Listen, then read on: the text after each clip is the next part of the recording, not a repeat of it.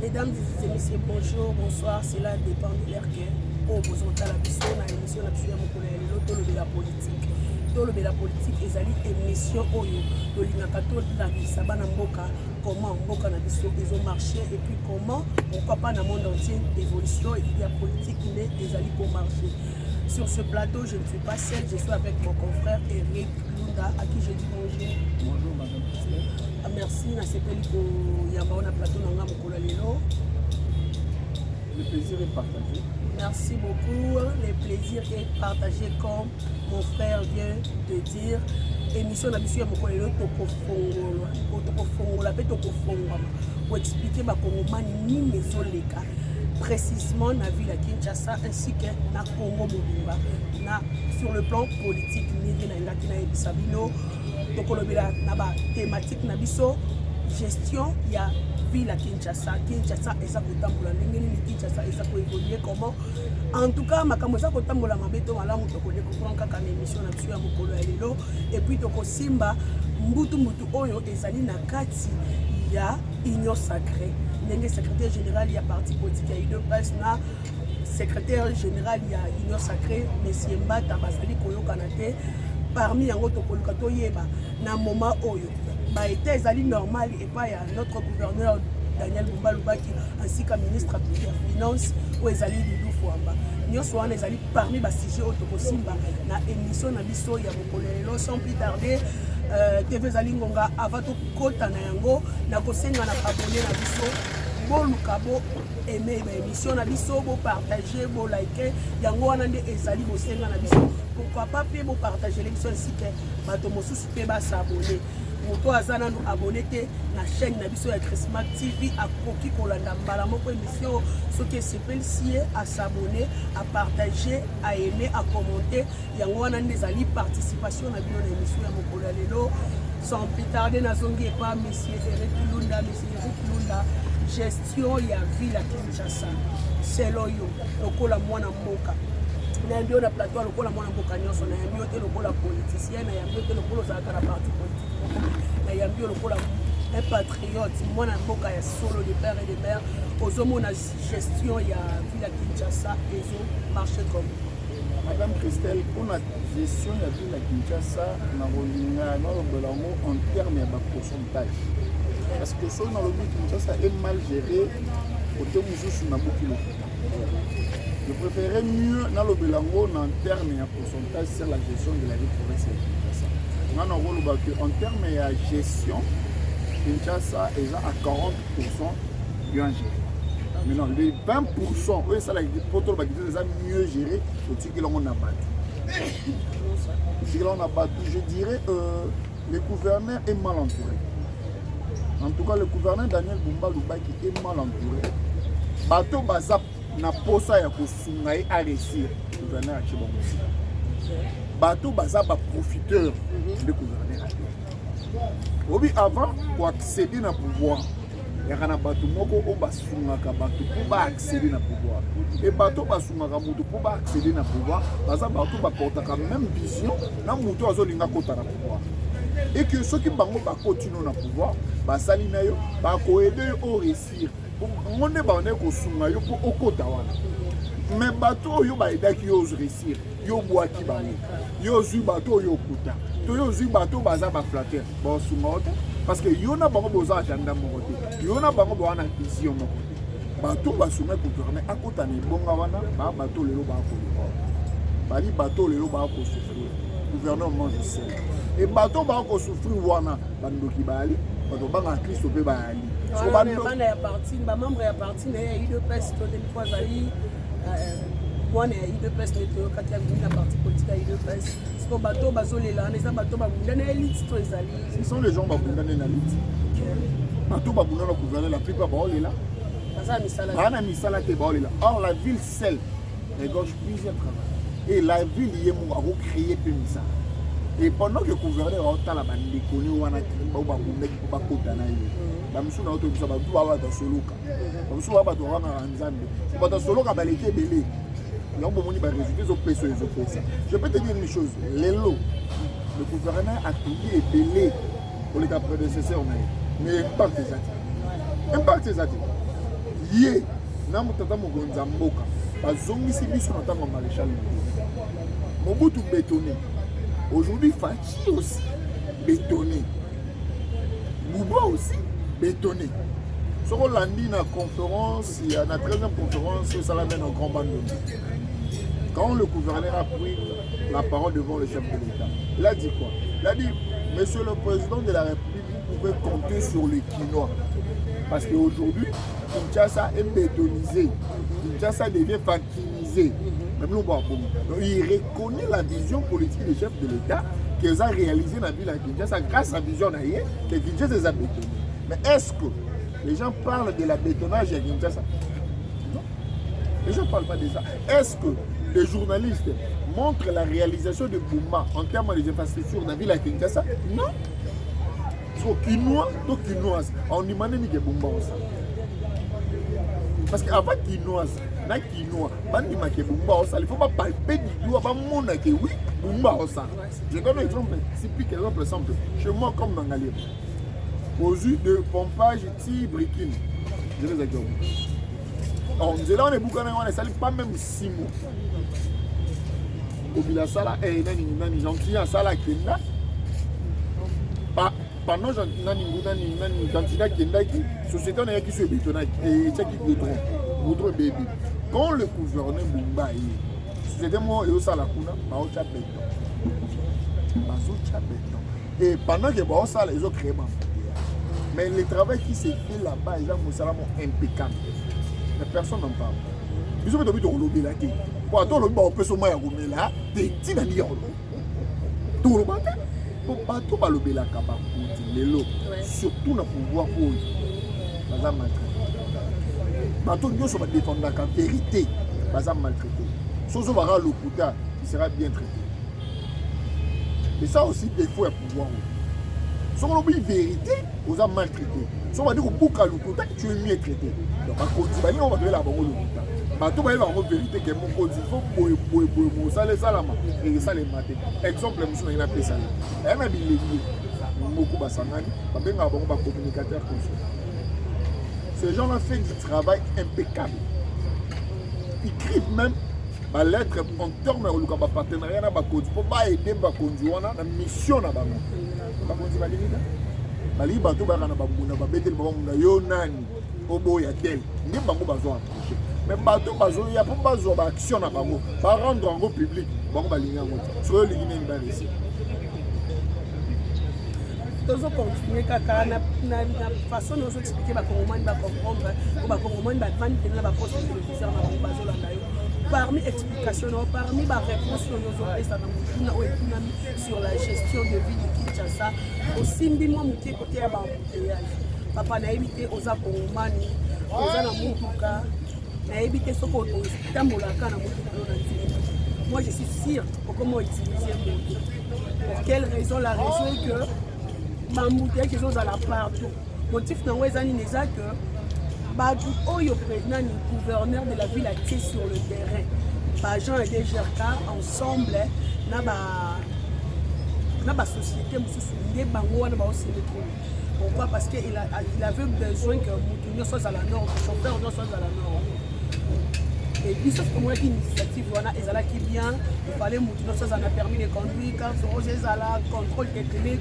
Mais modèle ici, Moussale est comme Salama, et comme Yamabé, et comme Batubati Mbongo de Bosso, à Tabac, Baza en ordre, Baza en Nikandanios, Badokumonios, Bazo Senga, et pas gouverneur. Bazo Kangabaroka. Et embouteillage, il y a évité un embouteillage, il y a une solution, bino ba communicateur, bozozo. Bon, attends, bon, le but que ma binote, bah, ça, cabino à l'écart, pour mon sala, bien, mais bazo, c'était binote. Bon, continue à côté, ma télé, les solutions, il va plus tenir la solution, bino, moyen, on a phénomène, oh, il y a embouteillage, et soit solution. Madame la journaliste Moutouna Eli Malam, moi je pense que ça, il y a coordination. Il y a coordination. Obi ba to ba kuma mutu wato bena bango ba chauffeur. Ba chauffeur ba na des autres lignes.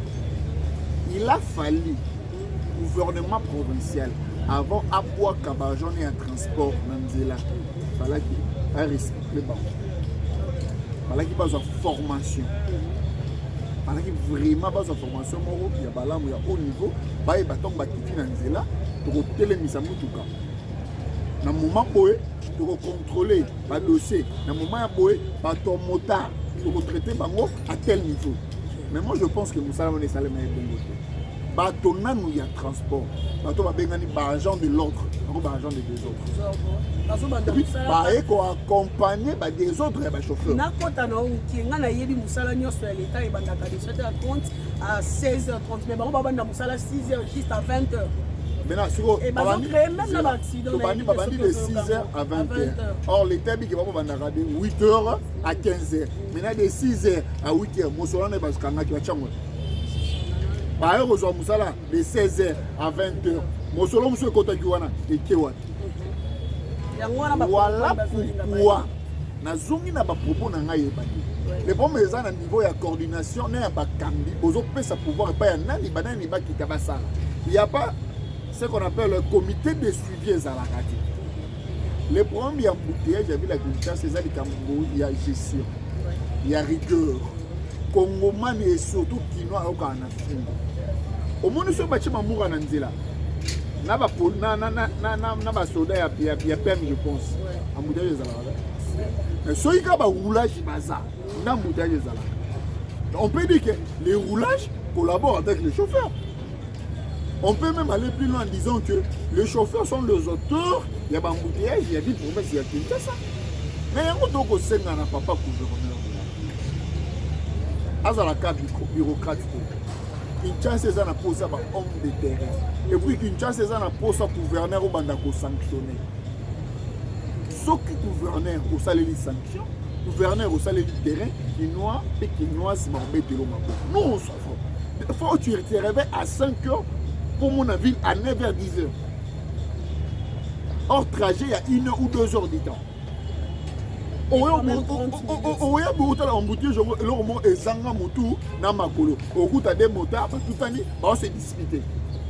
Pendant ce temps, les agents de l'ordre qui est censé réguler Nzela, la winner, ou par contre, 20 ans, 21 parce que quand la minute machine est calée. Siko, toujours sunga tata mokonza mboka, toujours sunga papa mokonza mboka. Bato yo bazala qui censé ya ko sunga ba autorité. Madame Christelle, biso nyos de la classe dans niveau. Yo boyo bandi koloba français, population la population landé télémiana. Olobi français tongo ti pourquoi? Tango azoki na dabazi ma place mo hotel mo na balobi ni. Ah ana yoki na ngata mambalobi wana ekotia wa ebimia donc population wana ana posaka Eric Lunda oya yoka ki français wana a manoli yango na lingala a expliquer population wana bana posa madame Gloire oya yoka ki bango akiko manolo na chiluba population wana bana posa mama Christine oya yoka bango na français akiko manolo na chiluba bana posa sala a manolo bango na kinmongo bana posa ya mate tu comprends un peu donc c'est pour te dire quoi chacun de nous est utile à un point que nos autorités respectent aussi les gens au Basunga Kapango pour ramener les bango d'information de bango dans le terrain. Problème il y a Kinshasa, les Ali Kambouya, Kobeta le Boko na Mesa. Le gouverneur doit sanctionner. Les gouverneurs doivent sanctionner, les gouverneurs font comme homme de terrain. Si le gouverneur sanctionne, si le gouverneur y est moins utilisé le terrain, pour Zoba na Kinshasa et Rwalate, pas de Bozo, mais Lola aussi fait partie de la province au sein de la République démocratique du Congo. Mais pourquoi Lola besoin de tout droit? Système à tout, il y a droiture dans Lola. Pour nous dire Katanga, il y a une droiture. Kaka Kinshasa, c'est parce que le gouvernement Azoli n'a sanctionné. Monsieur le gouverneur Daniel Mumbalouba, si vous voulez seulement gagner votre mandat, il faut sanctionner. Parce que parce qu'il y a réalisation exacte. Batopé balobela balembi. Yo ce qu'on activer terrain. Yo ce qu'on activer sanction. Il n'y aura plus de bêtises. Il n'y aura plus de bêtises. Est-ce que tu sais qu'il y a des ministres provinciaux au Barak cabinet 11e, 13e. Sur un document éthiquali. Est-ce que tu sais qu'il y a des EG au Bayaka 10h, 12h, bazon na bomanda. papa gouverneur, papa. voyageur. Est-ce que tu sais, il y a des bourgmestres qui s'occupent de rien. Papa gouverneur, papa gouverneur. C'est là le problème. C'est là le problème. Donc le gouverneur doit sanctionner. Le gouverneur doit utiliser plus la politique de terrain. Le quoi de Monaki récemment la semaine passée à Zaki na terrain on a kolobana battre marché pirate ali Kosila alaki na meilleur gouverneur ya République ya Mongombe Kinshasa oyo abengami na bienvenue Mbalibi Bouma c'est ya Kobina Kinshasa parce que il y a le ciel Bouma c'est le Kaba Bouma surtout ça la musala il est chaque samedi sur terrain azo combat azo kaka azo bongisa na bongisa musu bala na banda. Or aider le chef c'est place ma position na point na yo sala peine na point na yo kashuana engela ngaka na oyebi soka mama Christelle Kamba Kinshasa za likambo ya sanction na terrain. Si le gouverneur utilise sanctionner a utilisé terrain Kinshasa c'est la parfaite. Excellence Daniel Bumba oyoki ndenge moko ya bana mboka aluki ko faire comprendre yo botikaka mpe matoi boyokaka en dehors ya kotia matoi koyoka bolongola sentiment bakonza mboka na biso eloko ezomoma bino mosusu ezali sentiment mpo nayebanaki na motutel papa nanga azalaki camarade ya motutel nde tozwa barelation tozotia ezoboma mosala mais yo moko ozali moto oyo azalaka na motema mawa toyebi yo moko olingaka bato mpo olingi mboka na yo Kongo mais comme ozali mal entouré yango ezo étouffé olamu na yo oyo ozalaka nango mpe motema malamu na yo et continuer kolakisama et puis bakongomani nyonso bo continuer ko partager ko liker ko s'abonner yango wana nde ezali bosenga na biso tozongi pona point mosusu monsieur Eric na ebité soki oyoki mo banungu oyo ezali na kati ya union sacrée toyoki bien que le CG secrétaire général ya UDPS ezali Augustin Kabouya na secrétaire général ya union sacrée ezali prof Mbata kita vraiment ezali makasi bazoyokana te toyebi te bazowelela nini eza nini Mbata alobaki nini Kabouya alobi nini ezopesa pito pale ezangisi bango kimia bato ya union sacrée na bato ya UDPS eza na moto ezopela nayebi te eloko nini eza koleka na kati ya union sacrée ozosala te et faire agiter bakongomani. Maman Christelle mokina yali malamu mingi mais il faut tondima eloko oyo que union sacrée esunga tata mokonzi mboka na ndenge ene l'union sacrée ezosunga papa mokonzi mboka te. Il y a plein d'hypocrites au sein de l'union sacrée. Il faut tondima bango mpe lisusu ke ingomba ya parti politique ya papa mokonzi mboka azosala mpe mosala na ye comme il faut. Comment ça? Je m'explique. Nous sommes en 2026. Selon la Constitution Yamabé au Babelgérant Batiké la Bisso, le mandat du chef de l'État prend fin en 2028. Donc si on fait calcul, nous avons Gatigalina dans 2 ans. Or, 2 ans, ils sont sur le plan, il y a forme de la Constitution.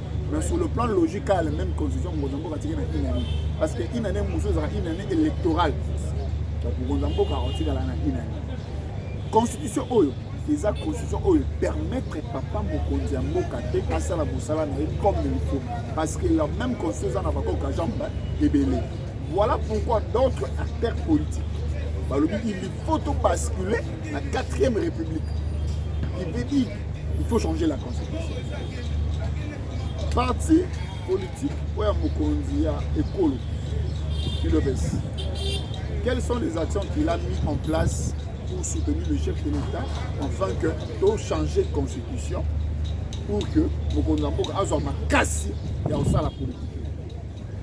Le secrétaire général de l'UDPS, Alobaki Alobi, constitue la Bible était, celle que la Bible ne peut pas être changée, mais l'autre constitution sera touchée.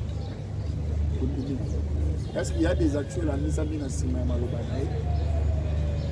L'union sacrée. Aux grandes familles politiques qui attendent mon Mokonzamboka. Bazo Kanisani, temps critique. Pendant ce temps, l'opposition est en train de se préparer sérieusement. Je dis bien sérieusement. L'opposition Bazo travaille très très sérieux. Lobby qu'il n'y aura ni glissement, ni favoritisme. pour égir que Tshisekedi en 2020 la population congolaise parce que la carbone biso pe bato tata mokonzi mboka tolobi ke Tshisekedi azana tolobi ke Fachi azana parce que ouais wana ezali slogan ya elenge moko oyo nalobaka que aza na avance wana longueur d'avance ezalaka nde ya motu eza ya motu te eza ya motu eza elenge moko aza lokola baelenge nyonso te. Lui en tout cas il met sa tête au service de la nation. Mwana mobali wana alali à la mutu alobi Félix Tshisekedi pour Félix Tshisekedi a un mandat et Félix Tshisekedi a une mission et non un mandat. C'est un politicien avéré. Honorable Mardocho Selo, président de la Ligue des Jeunes, il y a parti, il y a meilleur gouverneur, l'excellence Fifi Masuka Saï. Il est le fils aîné politique de maman Fifi Masuka Saï. Moi, je parti à Fidek. Yo, Fidek, oui.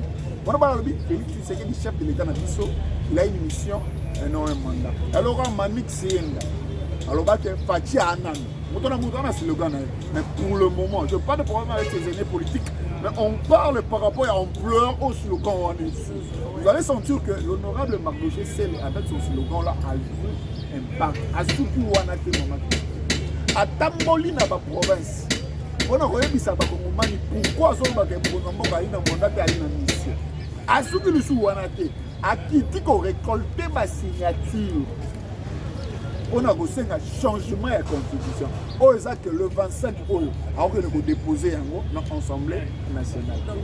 Donc demain déjà le 25 dans l'Assemblée nationale. Ma réalisation pour vous, ma action pour vous, voilà qu'elle a menée par le parti politique phare de l'Union sacrée de l'UDPS. L'UDPS a seulement dit. Mais on voit maintenant ces actions-là être menées par un allié politique. Aux Fidek. Il y a honorable Philippe Masuka Saïni, on est basé même ma charge. Pendant ce temps, d'autres partis politiques qui se disent membres de l'Union sacrée, silence radio. Silence radio. Maintenant, le problème qui se passe entre les secrétaires généraux de l'UDPS, les secrétaires permanents de l'Union sacrée, le professeur Mbata, en tout cas, moi, je ne vois aucun problème. Pourquoi? Parce que le professeur André Mbata, il est membre de l'UDPS qui est dirigé par le secrétaire général Augustin Kabouya. Quand le secrétaire général Augustin Kabouya appelle tous les élus de l'UDPS et ses alliés, le professeur Mbata. Maintenant, quand le professeur Mbata appelle tous les responsables du parti politique membres de l'Union sacrée, est-ce que le secrétaire général de l'UDPS est là pour le travail? Toye lisusu. Alors, il y a toujours une élection à Sankourou. L'élection à Sankourou, toye l'idée que l'Union sacrée est une plateforme politique qui a beaucoup de gens. Est-ce que la candidature il y a Union sacrée, na Moka Sankourou, ils ont traité au sein de l'Union sacrée. Prochainement. Or, candidature, il y a deuxième vice-président, il y a Sénat. Membre de l'Union sacrée a été traité au sein de l'Union sacrée. Nous avons vu le professeur Mbata à Komaki Mukanda, à Bengi, nous avons posé la candidate à poste de deuxième vice-président comme quota revient en Union sacrée, a déposé candidature, deux étudiants en bonne forme, et puis l'Union sacrée est accompagnée. Ça a été fait. Mais dans l'élection à Sankourou, est-ce que ça le met? Ça le met beaucoup. Tu vois là où ça pose problème. Éviter ceux qui va ça à réunion tout et là on est aux angles pour on se bat à la même table la moment où il y a réunion baluka bas se partager et puis va ça n'a pas idée pour l'avancement il y a union sacrée. Tu sais pourquoi on n'a pas perdu? Ça prend ma leadership Tony toi ils ont la guerre d'esprit ils ont leadership qu'est-ce qui se passe? Ils ont la guerre d'esprit et puis les bandits qui ont un régime à Tshisekedi il y en a tout le monde même si on a le pouvoir retourner au mituna il y a dans le panneau. C'est du ton qui cabine. FCC Bandol s'appelle. Ce qu'on met qui comme minimum. Les bandes ligne de conduite autorité morale qui n'akati. Mabengi bino nyo son na qui n'akati. Et quand vous partez là-bas, ce que vous avez vous avez box, vous avez couvre. Vous zongi na voilà pourquoi nous on demande au chef de l'État de contrôler tout, de coordonner tout. Ça va nous aider à réussir dans notre combat. Est-ce que tu sais que si tu sais que tu échoues, l'échec sera pour tous les Congolais qui ont soutenu Papa Etienne Tshisekedi. Tous ceux militants qui ont suivi dans 50e combat, si Tshisekedi aujourd'hui échoue, échec on les apprend la chose. Et on sera même pour Martin Fayou, et on sera même pour Jean-Marc Kabunda Kabou, et on sera même pour Denis Sessang, et on sera même pour Jean-Claude Loubaye, et on sera même pour Fonke Diongo. Parce que eux tous, hier, ils étaient au table de Tshisekedi Ouamoulou. Donc si aujourd'hui l'UDPS échoue, l'échec sera pour toute la population congolaise. Ce ne sera pas seulement pour l'UDPS. Voilà pourquoi nous on interpelle toujours les autorités. Imaginez si l'UDPS se perd avec Félix Antoine Tshisekedi. Quel est ce présent qui viendra encore laver le nom de Tshisekedi? Mais non. Quelles sont les précautions? To solution ni to idée ni yo komemela bango pona kinya e kota pona avance. Ti kangana sisa makanisi nanga pona lo baba yo. OK. Na lobi bi. Li kamezo le entre secrétaire général et UDPS na secrétaire permanent et Union Sacrée, ils ont conflit d'intérêt, conflit de leadership. Moi selon ma calistère à un certain moment je comprends que Mbata fait semblant de respecter Augustin Kabouya. Augustin Kabouya, qui est notre secrétaire, ou le secrétaire général du parti présidentiel, ne reconnaît plus l'importance de Mbata au sein de l'Union Sacrée. Parce que Mbata dit, après le chef, c'est lui, au niveau de l'Union Sacrée. Donc c'est lui qui coordonne tout le président, il y a patriotique, voire même l'UDPS au sein de l'Union Sacrée. Or, l'UDPS en son tour, avec son secrétaire général, il dit que c'est nous, le parti phare de l'Union Sacrée, et puis c'est nous le parti présidentiel. Donc nous on peut écouter que le chef de l'État. Pendant cette querelle ici, nous on parle le temps. Pendant cette l'opposition, on s'est construit. On travaille. Il y a un autre qui s'est accordé. Abenga bango, azongisa bango na nzela. S'il faut changer d'animateur, il faut le faire. Il y a encore temps. S'il faut changer les animateurs, il faut le faire. La démocratie, ce n'est pas le désordre. La démocratie, ce n'est pas l'impolitesse. La démocratie, ce n'est pas l'arrogance. La démocratie, c'est savoir partager avec les autres. C'est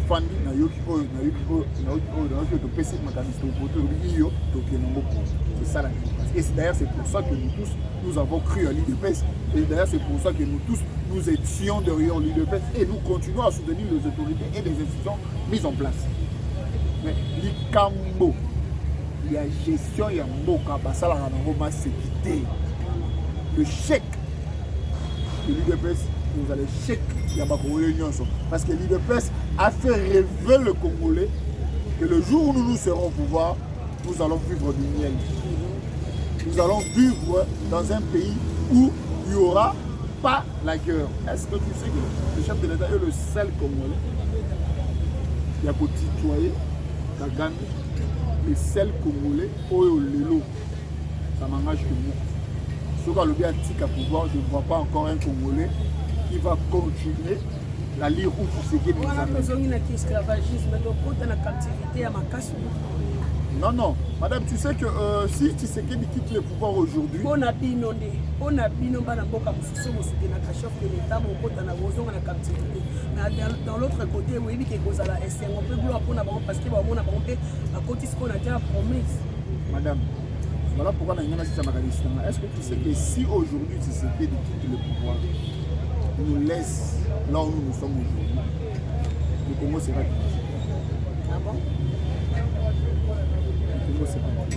Parce qu'il n'y aura personne qui viendra pour faire la continuité de la politique de Tshisekedi. Mais pendant qu'il est là déjà, il y a un lobby na yo, non, non. On a mis nord qui vous non, divisé Zate. Pendant que Tshisekedi est là, le Congo commence à rentrer dans Molongo. Congo et Congo Lima. Quand Tshisekedi n'était pas là, le Congo n'était pas au Conseil des Nations. Quand Tshisekedi n'était pas président, le Congo n'était pas respecté. Quand Tshisekedi n'était pas président, il y avait des détournements et que les Congolais savaient qu'on a détourné, mais que le détourneur est à l'aise. Pendant que Tshisekedi n'était pas là, on n'avait pas même réflexionner comme il est aujourd'hui. Pendant que Tshisekedi n'était pas là, nos militaires n'avaient qu'un seul tenue. Pendant que Tshisekedi n'était pas là, la gâteau nécessairement n'existe plus. Quand tu sais que Dieu voulait, là d'abord commencer par restaurer quelque chose qui était dans le document et qui n'était pas respecté, la gâteau de l'enseignement. Quand tu sais que Dieu est venu, Congo est un conseil des nations. Quand tu sais que Dieu est venu, Congolais nyoso, Congolais s'appelle Kagame. Quand tu sais que Dieu est venu, Mokili Mobimba, même le blanc qui niait que le Rwanda tuait les Congolais, ont accepté aujourd'hui que le Rwanda tue le Congolais. Même le même Kagame a accepté que c'est moi qui tue le Congolais. C'est grâce à qui? Grâce à Tshisekedi. Et yo lingi ko moto abongo alongwa na bokonzi. Atika biso nana longi bitumba wana tena Kagame. Mais les Congolais, les Rwandais vont marcher sur. Les Rwandais vont marcher sur. Tshisekedi azala wana. L'honorable Mardoché, c'est l'une des missions de Tshisekedi, c'est de faire ou de nous aider à terminer la guerre avec le Rwanda. L'une des missions de Tshisekedi vient d'être réalisée. Le Congo va jouer la Coupe du Monde. L'une des missions de Tshisekedi a pacifié le Congo dans le bon sens, c'est la pacification de la République démocratique. Moninga ni ba opimele visa. Moninga ne homologue na ye président. Ya zaka Congolais, te posa zaka Congolais ozalaka na Kinshasa au local. Mais ya le baraka ke kotanga. Bo ke kotanga se retrouver na kata zamba ndenge. Yo kende kotanga kende ko polisa maïla. So se retrouver na zamba ndenge. Bato nyonso abimaka bebe ake kotanga. Même yo bana ba ke tanga basiki là si bazonga ba ko sala mboka. Sikoyo.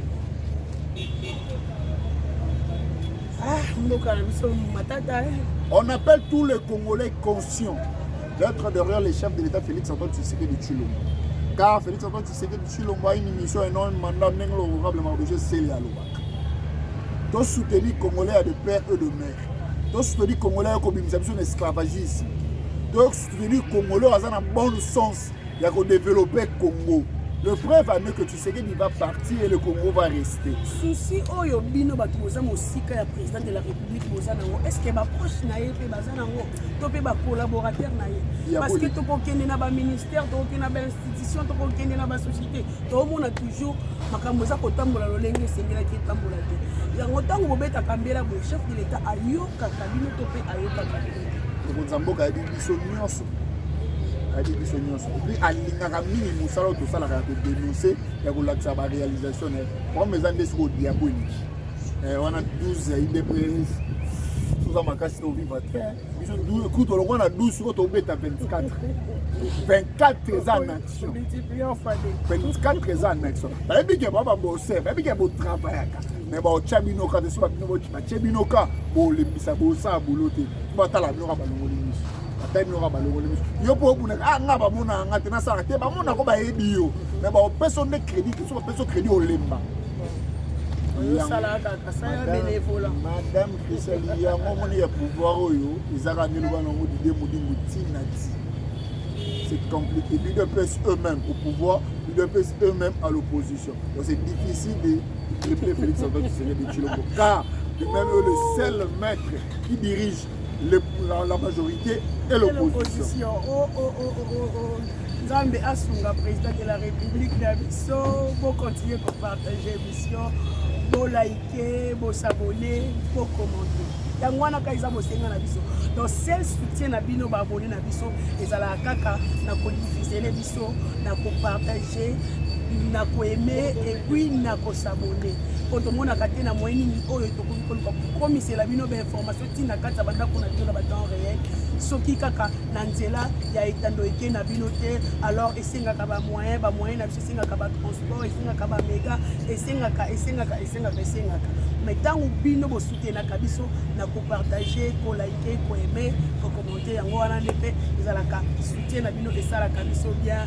Monsieur Eric Mbutu zo continuer aussi en tout cas Congo ezali na ba crise et belle zo pesa bana mboka toyoki ndenge kaka ba tweet zo bima ba tweeter que le gouverneur de la ville qui est Daniel Bumba ezo simbate yena ministre ya finance qui est Dufwamba bato ba question ce que tout plus là balobi et ce qui kaka te na bato wana mibale et que plus même na ministre intérieur qui est Jacquemaine Chabat en tout cas moi que so pe la région ezali ni région ezali le ministre Jacquemaine Chabat na lobi azana besoin ya mbongo il faut pas décompter mbongo moko et permettre na makambo ya biso na armée la biso et soutenir mais le ministre de finance azoloba ke mbongo esali na côté ya Daniel Peto zongi eza makambo na bango kaka ya ba parti politique na bango bazana ba guerre d'esprit na bango est-ce que bakonzi ya mboka ya solo o bato nyonso bazotalela o baza likolo o bato bayebi ke bango nefu bakontinue kotambola na vision chef de l'État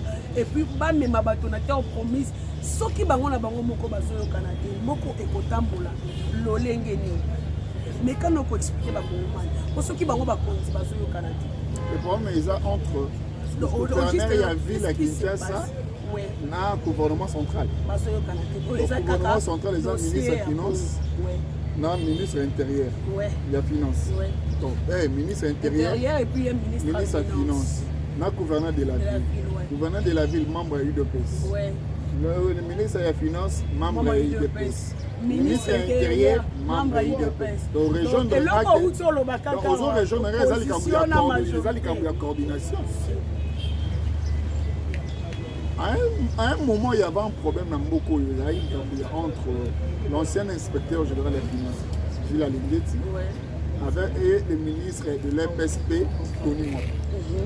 Tony Mwaba, qui est même de la famille politique du chef de l'État, et Gilles Alingeti, qui ne faisait pas partie de l'UDPS, mais qui était porteur il y a plusieurs Mokondamboka. On avait vu le secrétaire général de l'UDPS a bien gagné pour nous sortir dans le solo, on a besoin de se faire travailler pour nous Mokondamboka. Aujourd'hui, le même problème est venu. Le gouverneur, le ministre intérieur et le ministre des Finances. Par contre, nous sommes dans la famille politique. Nous sommes le secrétaire général de l'UDPS, honorable Augustin Kabouya. Abenga. Bato Oya, parti politique Oya Kabouya. Bato Baza famille politique, mon âme au Kondiambo. Basi ça n'a pas guerre dans le niveau militaire. Si va guerre na bango et puis il na place public parce que tu vas comprendre que le problème na bango les andi kamuya les peut même kamuya la guerre na bango ya kala parce que le ministre des finances a lobi ke mbongo ya li bon biso lobi ke mbongo ya li ministre intérieur kuna azo senga mosolo pona ko recycler police abi faut pesa mosolo to azana ba réforme et de la salagi. J'aurais appris même à ça la loi Morobo et les gens l'Assemblée nationale qui se côté en accord d'Europe. Il fallait qu'il va voter loi ou la réforme à la police. A déposé comme pendant l'année passée. Pendant l'année passée, le Jacquemin a déposé la loi dans l'Assemblée nationale. Til le lot. Or, majorité, où est l'Assemblée nationale, c'est la majorité des chefs de l'État. Ministre intérieur, ministre nommé par le chef de l'État. Et la loi là, il fallait que ça la promulguée et votée par l'Assemblée nationale, la majorité, il y a chef de l'État. Voilà pourquoi je te dis que les problèmes au niveau de la coordination, il y a ma gamme. Le rôle de la gouverneur, ça la politique, il y a contrôle naïe, ça la politique, il y a terrain, et puis à sanctionner. C'est la même manière qu'on demande au chef de l'État, la sanction les quignons. Sanction les quignons. Sanction les quignons. Dans besoin échec, il y a Félix Antoine qui serait au sommet de l'État, vous aurez échec de l'UDPS. Vous avez échec qui a pas parce que l'UDPS a fait rêver plus de milliers de Congolais. Mais le jour où nous serons au pouvoir, vous allez vivre du miel. Nous sommes au pouvoir. Depuis qu'on est au pouvoir, est-ce que les Congolais vivent le miel? C'est ça la vraie question aujourd'hui. Est-ce que déjà, nous sommes au pouvoir, parce que nous aurons miel l'été. Bisomo on a vivre dans le miel mais comment on a vivre miel tout bon ça on a 4 après tout dans libanda au moment il y a robeta parce que c'est bisomo nous a parti il y a le miel installé nous a parti nous en a battu or ceux qui déjà bisomo on a 4 de vivre mieux c'est les Congolais peut à vivre mieux donc hier on nous a ya gouverneur nana bango no so ba ta famille politique boko makambo na pepe nous on monde on demande aux gestionnaires du parti, il y a combien de tout oh, peuple de tuer les Congolais. Et peuple de nous voler. Mais bon, soto na bango, le banner comme Malibanda, il ne tue pas des Congolais, bon, soto na biso résalté la place publique. Au secrétaire Kabouya, ça la peine na bana na yo, bokuta na bosolola mpo mboka na biso ezali na besoin ya kimia. Il faut bino bozala baexemple, soki boza exemple te ekozala pasi parce que attendez tokitaka sur le terrain même na baplace tovandaka na basite elobamaka parti au pouvoir yango baza désordonné, baza mal organisé, baza boye, baza boye. Bato mosusu bakende na plus babi bazwa pouvoir mais baza na kati na bango mentalité ya opposition. Donc benga bana na yo ba se concerter et puis trouver solution et kozala malamu mingi tango mokonza mboka azobunda pona ekolo. Il faut pe bino bato boza na sima na ye botia maboko kwa ta na Bible tomonaki yango tango nani Moïse azali kobunda Aaron na Myriam bazali wana pona ko soutenir Israël lorsque bande kobunda bande koya osimba maboko ya Moïse na kati ya guerre. Donc secrétaire général qui est Augustin Kabuya ça l'appelle na bakonzi oyo omoni nungu ezali oyo ba divergence ezali oyo ba guerre d'esprit ezali concerter bango pona avancement dossier Willy Bakonga na éviter soki na éviter Hollanda kapena émission ozalakana actualité ozalaka nango vraiment Hollanda kango de près na éviter soki ozolanda actualité oyo ya communicateur na biso Timothée Lenoir contre ancien ministre et expliqué Willy Bakonga baza vraiment na ndongo o ezake ba propos tenir ezake yé azali pédophile qui est yango nazolo ba ko limisa pona bonne compréhension ezali ancien ministre et PSP qui est Willy Bakonga azana ba école yé wana pas ali promoteur y école souligné mais balobi bien qu'il est pédophile balobi aza pédophile aswaka bana ba gramiki aswaka ba mineur Timothée Lenoir peut aller na point na yalobi aké plus le même a maltraité qui même moi n'est pas allé victime ya ba cas ya ba viol wana mais moi c'est un garçon naïbité ezo sala ndenge ni na matoi na otango yoka ki lokola boboti tango yoka ki yango omeki ko analyser actualité oyo na matoi epesa ki ndenge o ba kongomani ba ozala pe na posa ko yoka ba propos na yo par rapport ya sujet oyo. La politique congolaise souffre d'un problème de moralité. La politique congolaise souffre vraiment de moralité. Est-ce que ceux qui sont victimes de viol, voient qu'on est là en place publique? Vous en état de droit. Pourquoi pas qu'on ne porte plainte? Parce que tu as de preuves. Vous avez fait moi, on est victime de viol. Allez porter une plainte qui est ancien ministre FSD, on a preuve comme il y a. Et puis justice a continué à danser, à l'année et puis à interpeller Moutou. Selon les informations que il semblerait que l'ancien ministre Willy Bakonga a été victime. Il y a coup politique. C'est ça, il y a Chouapa. Sangani contre lui. bandeko nyonso ya Chouapa naosala na profita otanga bakomba bato ate nasangani contre l'honorable Willy Bakonga balobi ke Willy Bakonga kokopusana na pembeni ya mboka. Pour quelle raison? Yango ne problème babiki akokopusana pembeni ya mokonza mboka te selo bango aye ali moto abungisaka gratuité d'enseignement na mandat ya liboso ya mokonza mboka. Et puis ba propos na ya mikolo na position na ya zupo na mokonza mboka ezobangisa sikoyo. Le premier ministre au banda mandat ezali yende mutakota na nzela na yende ni kotaki ezobangisa bango no moni de gratuité d'enseignement na créer loko bazo créer balobi pédophile a bimina mwana ya Timothée Lenoir aza le moindre terre. C'est un grand communicateur du chef de l'État, c'est quelqu'un qui est connu. Quand je lui suis souvent à travers un service. Mais tant que j'ai dossier que moi j'ai victime de viol, pourquoi pas c'est ça qui m'a montré service dans le hôtel à l'Ikamboui. Quand ancien ministre on a l'Ikamboui à viol. Mais biso yo ki angote to yo que la monnaie na nzela ya ba média. Et puis par hier en disant que son fils est victime. Il y a viol, il y a ancien ministre, il y a ministre n'est pas n'importe qui. Ministre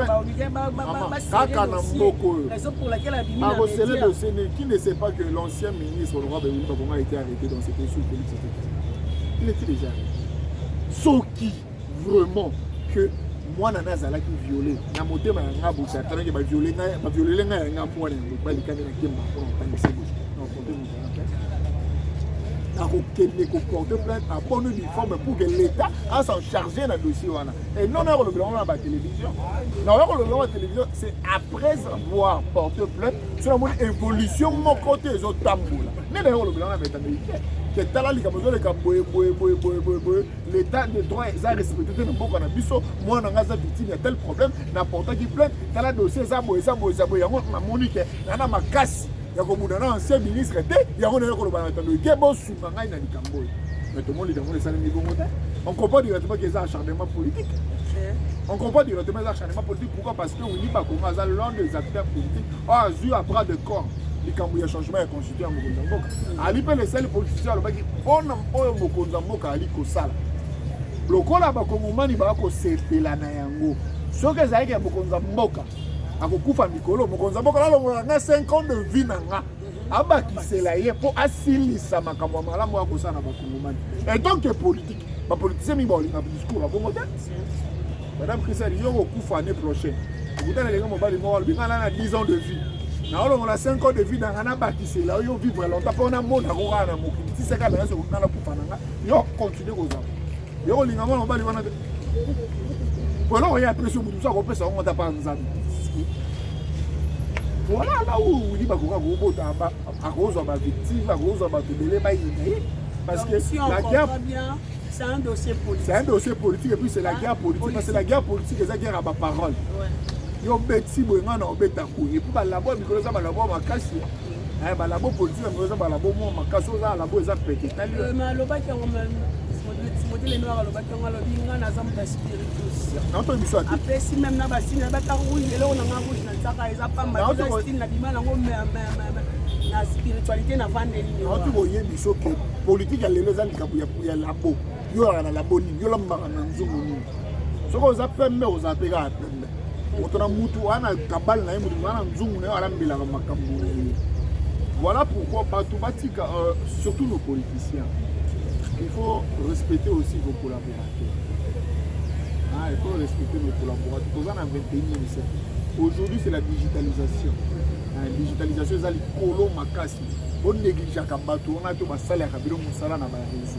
Il faut voir un critère dans la bango bien.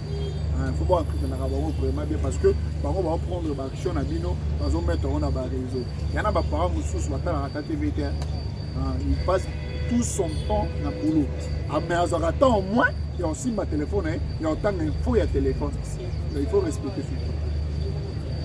Ok, mes séries, comme il cochité, comme on a sous capot TV Ezali, radio TV, papa Sango Israël Moutou Balobaka, TV Ezali Monga, comme déjà cochité, mais avant tout, comme on a sous ka émission, moi si j'aime au Kenya, éviter, oh yo Ezali pe kotambo la partout dans les médias, dans les réseaux sociaux, si j'ai artiste, musicien, très beau.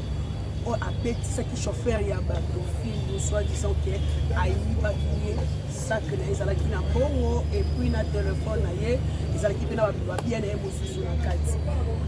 Dossier, on attend, à petit, si il y a le bibagier, bagarre de bouquin, qui est pourquoi, ils allaient bateau, balobi, qui est à combat sans. Madame, comment tu m'as regardé le week-end? Tu as évité un coup de fil, caca, bateau, qui paraît, tu as dit, mano, autorité, comment ça qui est moi, c'est autorité, mon après ça qui ordre,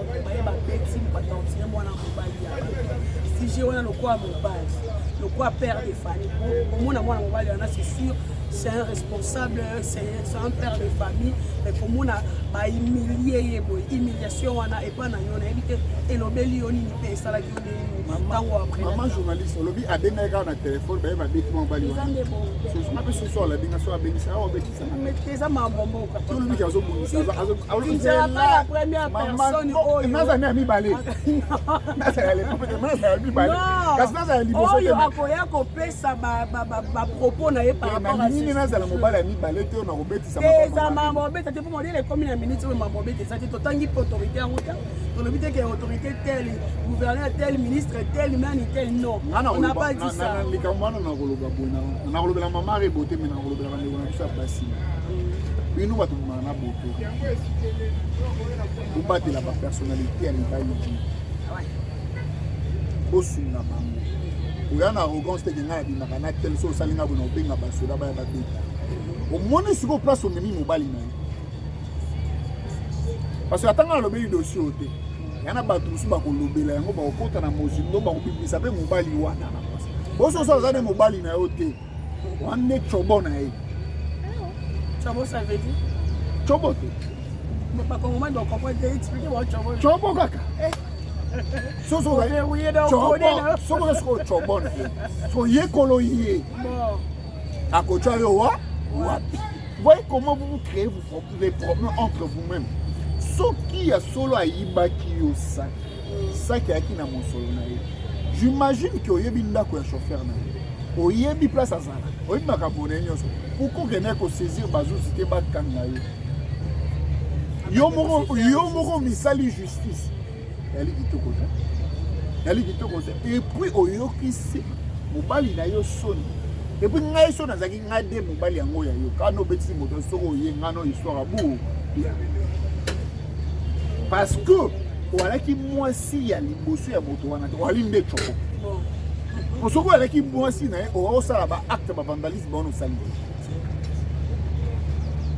soki ezalaki mwana mwasi mwana mobali na beti mwana mwasi bongo na baorganisme etelemi mwana mwasi mokili elingaki eloba mais awa eza mwana mwasi nde abetisi mwana mobali koba docteur David kutalukaka pesa vie yoki balobeli kasi mobali nde koba te oyo babeti wanaki moto te babeti nde nkoba yango mokili elobi te mais soki ezalaki ke batouche mwana mwasi monde elingi ezala etelemi respectons les humains et puis protégeons le valeur po bandeko na ngai ya basi bobatela barelation na bino atobimaka na nani soki basali oyo likambo moko osepeli nango te kende kosaisir justice komisala justice yo moko te po ntango komisala justice yo moko bato sikoyo ntango bakoya kotya pression ya mpe na bato mosusu bamonaka yo na moto wana bakotanga sikoyo kombo ya mobali oyo obimaka na ye bakotanga sikoyo kombo ya moto opesaki ordre aya babetisa moto fimbo okomona mpe ke ozala mpe titile ato ozalaka no choko okitisi mpe mwana mobali wana to okitisi mpe autorité wana na miso ya bato je te dis ke ozokitisa autorité wana na miso ya bato bagarde oyo bapesaki mpo baprotéger autorité wana yo ozoutilize bango sikoyo na sens ya mabe tu vas même créer des problèmes dans mosala oyo ya autorité ezalikambo bamilitaire oza na mposa aza na lese mobali ya kobeta tabona kaka kokota na mozindo wana mpo soki babeti nga sikoyo kaka kolia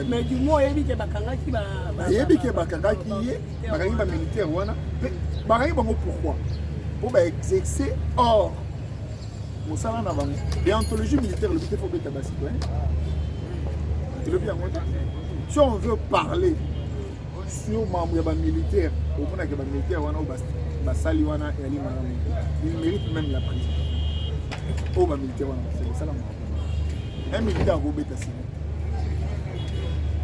un militaire a oya ko kanga civil te mutara ko kanga civil les policiers mutu amsa ko beta civil so kasali mabe za policier ali militaire donc c'est pour te dire que dossier wana eza dossier ya ba militaire na dossier ya star munene lokola mama Rebo star munene bongo en tout cas agir mabe yango ba collaborateurebosalaka mosala bino comme il faut bo evitaka kotindaka ba patron na bino na erreur. Merci beaucoup. Bozalaki ebele na ba poste télévision na bino ya kolanda émission na biso ya tolobela politique to ebisaki bino biso osala na biso to ndima to sala ve ya kokata pongi ya kokende na source kolukela bino ba information mpona koya kopesa bino po mwana mboka nyonso ya solo il faut yeba lolenge nini mboka na ye elalaka mpe lolenge nini mboka na ye elabukaka et surtout évolution ya mboka eza très important na mwana ya mboka ayeba yango po tokulingaka te tozalaka surpris lobi olamuki boye eloko te esengi mpe ya mbango oyebaki te donc merci beaucoup bato nyonso bozalaki liboso etendeke na bino mpona kolanda émission na biso ya mokolo ya lelo na kozanga mpe te kopesa merci na monsieur Eric oyo adisposaki to na ye po aya tokabola mayema aza koleka na Congo pourquoi pas na le monde entier nayebi ke ezali mbala ya liboso ya koyamba ye na plateau na nga me ekozala mbala ya suka te nde bomonaka communicateur ya biso ya UDPS Kanza ndenge bomonaka bandeko mosusu na plateau na biso balola bamostafa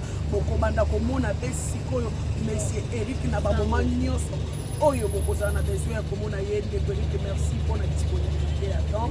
Merci maman Christelle mpona kosalisa mpe kobenga biso toya koreflechir likambo ya ekolo. Ouais, ozalaki ebele en tout cas na continuer une fois de plus kosenga kaka bopartager émission oyo bosabone bocommenter yango wana ekozala vraiment le monde na biso. Merci na réalisateur na biso ou réalisatrice na biso Mate Mutombo. En tout cas, Sabino tolingaki tosala émission lelo te boza ebele kuna na rédaction namoni mama na ngai Christine namoni mama na ngai Sarah Ifoji. Donc merci na bino nyonso pourquoi pas vieux Vimba ya Josa konza ba idéologie ya baboule. En tout cas bozalaki ebele na sepeli tokutani na prochain épisode. Au revoir.